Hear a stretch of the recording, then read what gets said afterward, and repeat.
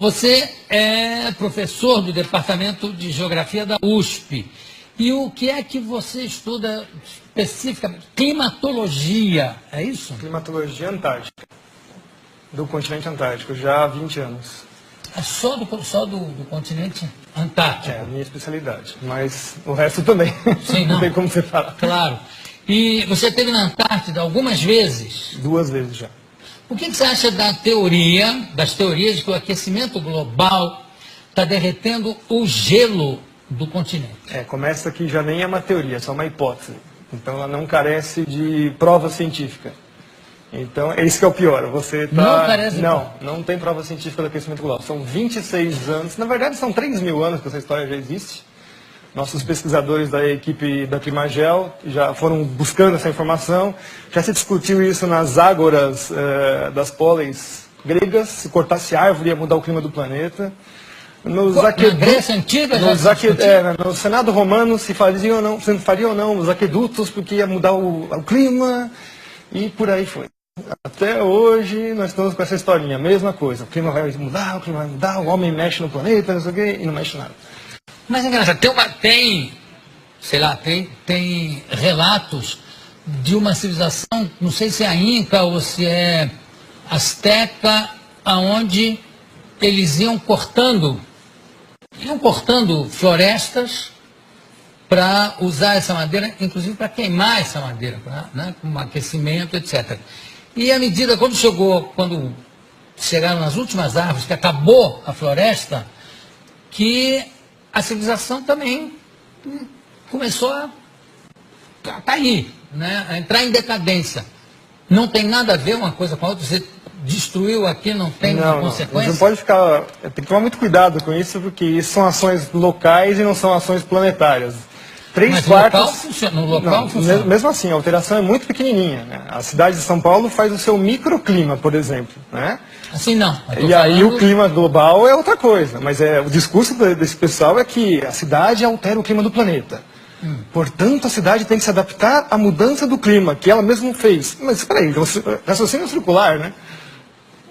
Agora, como é que quer dizer que o gelo não está derretendo lá? Não, o gelo derrete e congela de novo. Tem os seus ciclos, Isso já é muito conhecido desde o final da Segunda Guerra Mundial. Primeiro que o próprio cenário de guerra era o cenário polar, A gente está acostumado a sempre ver o mundo no planisfério. Acha que os Estados Unidos estão de um lado de cá, a Rússia está do outro lado, eles vão se matar por mísseis por cima do Atlântico, Não, eles vão se matar em cima do polo, Na verdade, eles estão pertinhos um do outro, Então, o conhecimento do gelo, já na época militar, já é muito difundido. Então, o próprio Ano Geofísico Internacional, 1957 até 58, estendido até 59, a primeira missão dos americanos foi atravessar o polo e, inclusive, colocar um submarino nuclear no polo. Embaixo da exatamente. Foi o submarino Nautilus, que conseguiu, em 57, atravessar o polo todo. E o submarino Skate, ele conseguiu furar o gelo, quer dizer, eles já sabiam exatamente aonde estão as polinhas, que são as aberturas do gelo do Ártico, para poder colocar a arma de guerra lá. Então o clima e militarismo está sempre andando junto. Tudo está andando junto com o militarismo. Como é que é o negócio do nível do mar? Não está subindo o ano? Não, o nível do mar continua no mesmo lugar. Tem essa história também. As calotas estão derretendo. Não. Primeiro que se fosse derreter alguma coisa, teria que ser a Antártida. Então, aí sim você teria uma elevação do nível considerável. Mas para derreter a Antártida, para nós, você tem uma temperatura na Terra, assim, uns 20 ou 30 graus, muito mais elevado. Sei, mas a medição do nível do mar está subindo? Não, ele tem pequenas variações. Por exemplo, só o El Niño, que é um fenômeno completamente natural, varia o mar meio metro. E aí os piores cenários do IPCC, que é o painel intergovernamental para a mudança do clima, o pior cenário deles é 50 centímetros. Em quanto tempo? Em 100 anos. Mas não tem uma medição feita pelo Capitão Cook? Tem. De quando é? Acho que é 1780, mais ou menos. E de lá para cá? No mesmo lugar. O nível do mar está no mesmo lugar. Então, que alívio que você me dá. Isso, nossa. Não, tem uma situação mais engraçada. Ah, Que eu fui fechar minha conta num banco que se diz sustentável, essas coisas, eu odeio essa história, né? E, não, mas o senhor faz o quê? Eu sou professor de climatologia. O mundo vai acabar? Eu, assim, as pessoas estão assim, apavoradas, o mundo vai acabar. não, a Mariana estava preocupadíssima, inclusive ela tampa tudo que é espelho até hoje, Por causa do aquecimento com medo global. de ver o reflexo do aquecimento global. O aquecimento global virou o bode expiatório para todos os males da humanidade. Bom, falando em aquecimento, e a famosa, não é a calota polar, como é o efeito estufa? Esse é o pior de todos, né? Essa é uma física impossível. Ai, eu estou tão contente hoje. Quer dizer, o mundo terminar em 2012, nem pensar, né? De jeito nenhum. Tá. Então vamos para o efeito estufa. Como é O que é? efeito estufa é a maior falácia científica que existe na história, né? Primeiro que ele é baseado num conceito científico que não existe.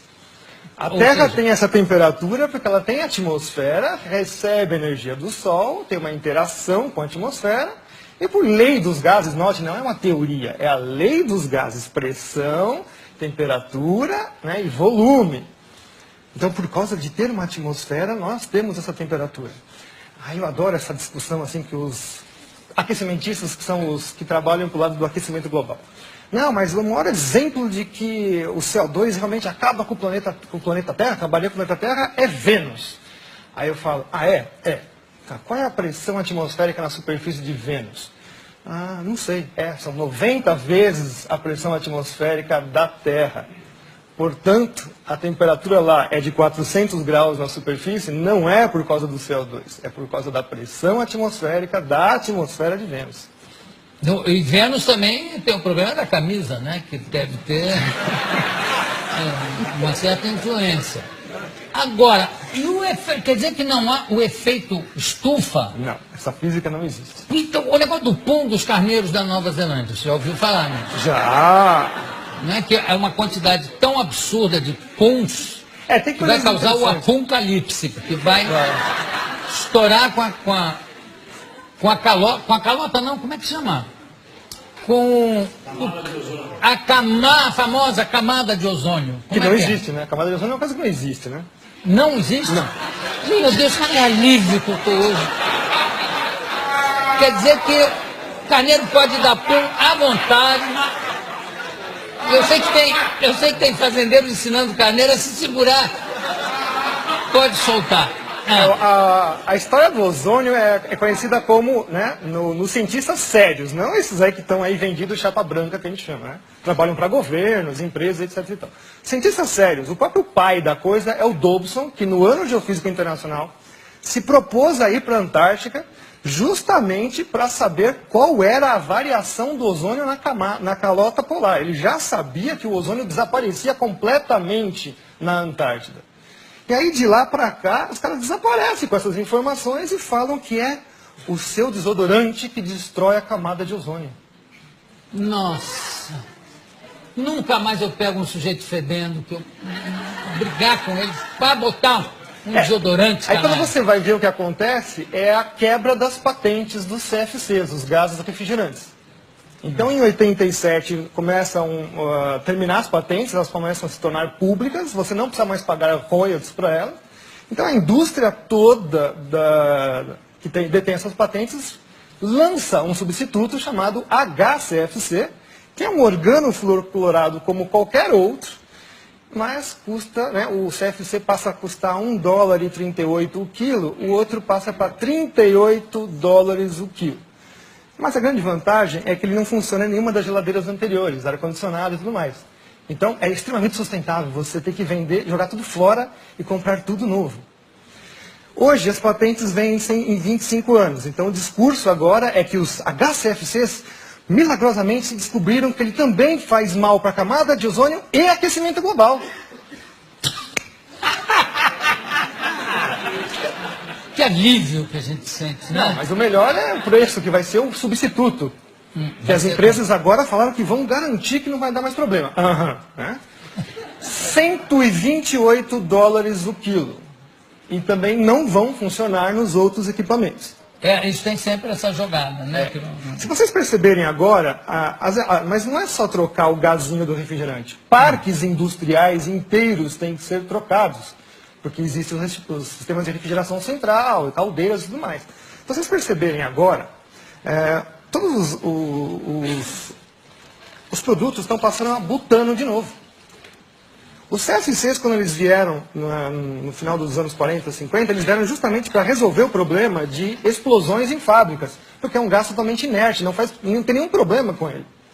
Então, hoje nós estamos voltando para trás, né? Começo do século XX de novo, por uma mentira que é que esse gazinho destrói a camada de ozônio. Qual é o gás que destrói a camada de ozônio? A hipótese, é uma hipótese de novo antrópica, que nunca foi provada, é que os CFCs, os gases organofluorocorados, conseguem destruir a camada de ozônio.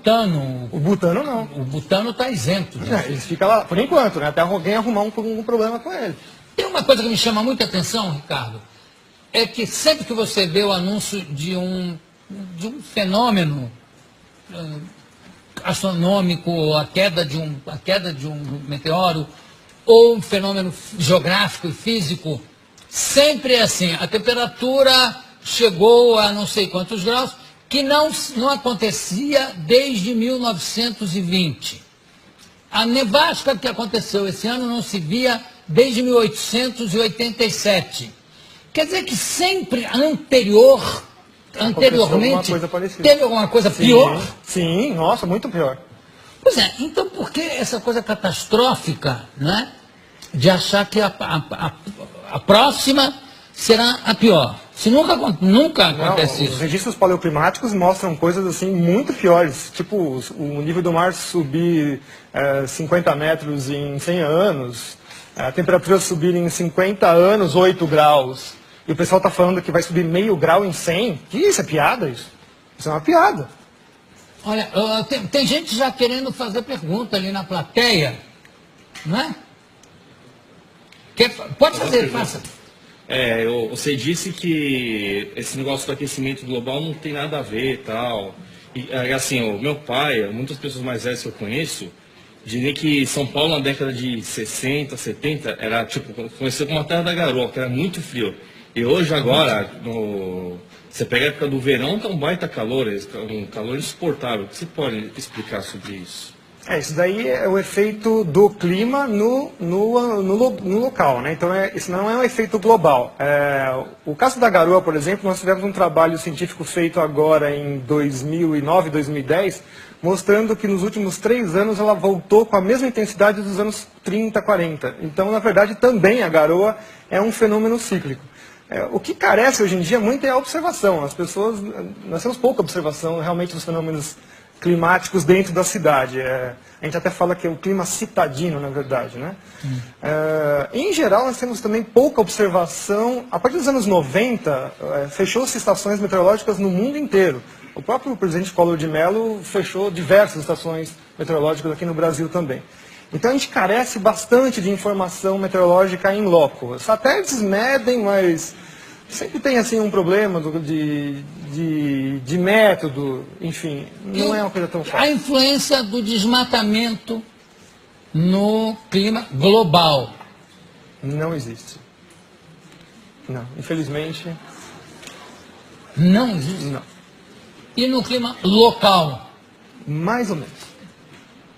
Uma coisa que as pessoas também não sabem... A Amazônia, então, não é o pulmão Não, do tem mundo? que tomar cuidado. Não, nunca foi. Nunca foi. Nunca foi. Essa teoria já foi derrubada nos anos 80. Já. Não são é nem a pleura, nada? Não, são os oceanos.